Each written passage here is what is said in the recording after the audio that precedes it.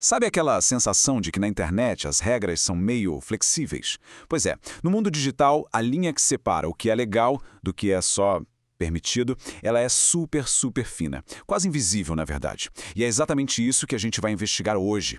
Vamos colocar algumas das práticas mais comuns da internet no banco dos réus para tentar, enfim, encontrar onde fica essa fronteira. Pensa bem, quantas vezes na vida a gente já não clicou nesse botão sem nem piscar, né? Totalmente no piloto automático.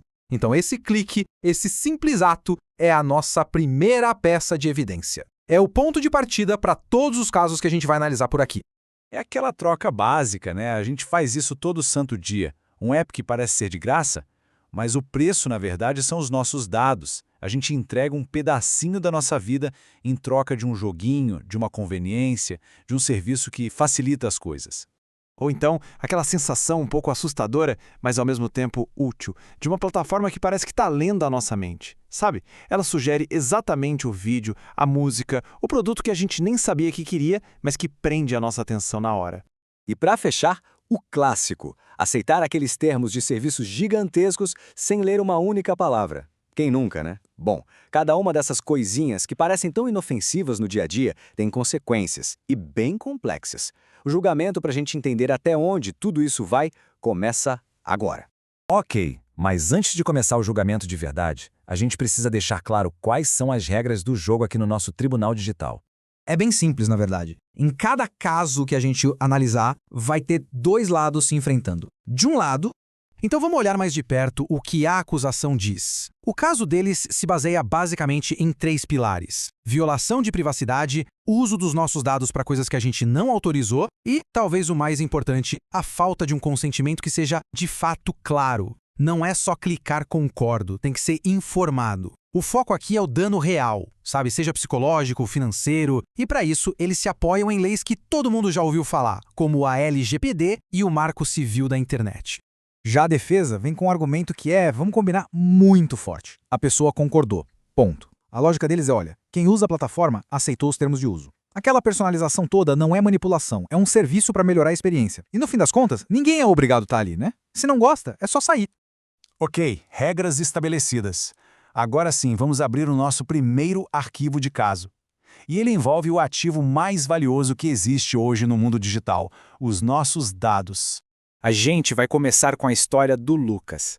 Ele é um estudante que, um dia, resolveu fazer um daqueles testes de personalidade, sabe? Super inofensivo, parecia só uma brincadeira numa rede social. Só que, logo depois, o feed dele virou outra coisa. Foi inundado com conteúdo político super polarizado e, o pior, um conteúdo que parecia feito sob medida para cutucar as inseguranças dele.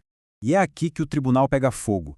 De um lado, a acusação argumenta: o consentimento que o Lucas deu foi super vago. Ele não tinha ideia de que seus dados seriam usados para manipulação política. Isso viola a LGPD de cabo a rabo.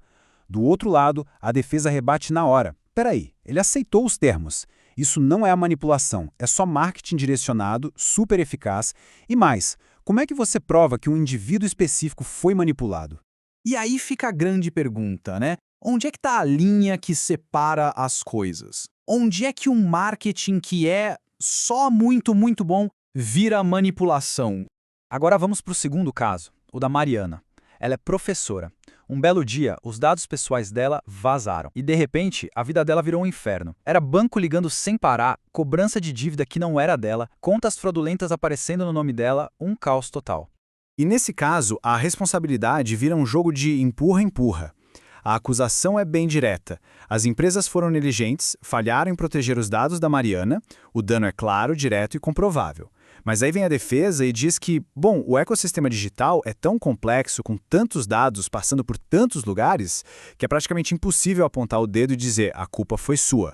O que nos deixa com uma pergunta que é, no mínimo, bem desconfortável. Num sistema onde está todo mundo conectado com todo mundo, quem é que paga a conta quando a segurança falha? Especialmente quando todo mundo levanta a mão e diz: eu sou inocente.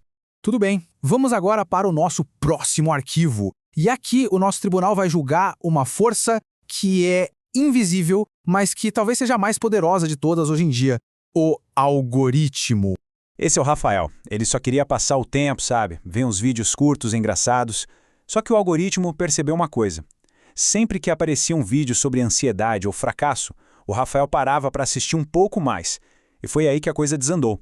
Em pouquíssimo tempo, o feed dele virou um poço de negatividade, um eco constante de que ele estava atrasado na vida.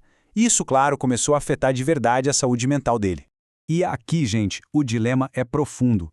A acusação vem com tudo, dizendo que isso é manipulação indireta, sim. A plataforma sabe que esse tipo de conteúdo é prejudicial, que vicia, que causa dano psicológico, mas ela continua empurrando porque isso gera engajamento. Já a defesa se defende dizendo: calma lá, o algoritmo só mostra o que a pessoa demonstra interesse em ver. Ele é um espelho. A responsabilidade final é de quem escolhe continuar assistindo. E a pergunta que fica martelando na cabeça é: até que ponto essa escolha é realmente pessoal? A gente está no controle do que a gente vê ou a gente está sendo guiado, quase que de mãos dadas, por um sistema que foi projetado para uma única coisa: nos manter presos ali, custe o que custar? Bom, depois de ouvir a acusação e a defesa nesses 3 casos tão complexos, a nossa sessão está chegando ao fim. Chegou a hora de pensar no veredito. Se a gente for resumir, os conflitos que a gente viu aqui são bem claros, né? No primeiro caso, é o nosso livre-arbítrio contra um marketing superpoderoso. No segundo, é a responsabilidade das empresas contra a desculpa da complexidade do sistema. E no terceiro, talvez o mais delicado, é a nossa saúde mental contra a suposta liberdade de escolha que a plataforma oferece.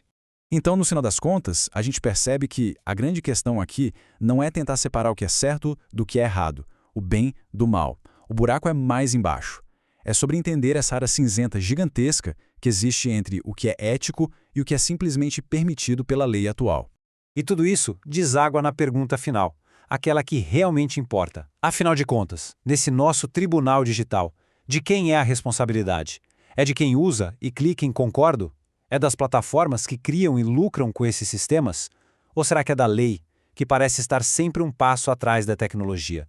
Essa é a reflexão que fica. E a decisão final sobre o que pensar a respeito, bom, essa fica para cada um.